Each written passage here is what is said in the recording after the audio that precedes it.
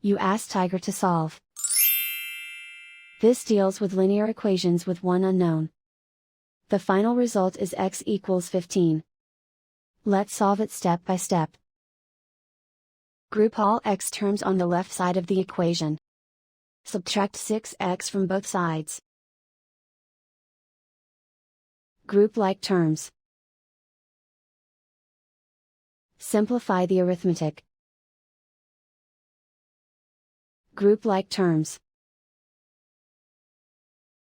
Simplify the arithmetic. Group all constants on the right side of the equation. Subtract 6 from both sides. Simplify the arithmetic.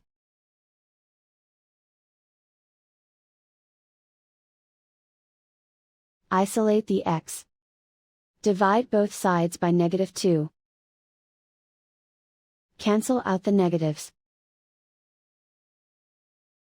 Simplify the fraction. Cancel out the negatives.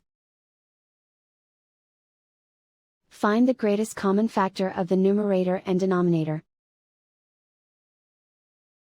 Factor out and cancel the greatest common factor.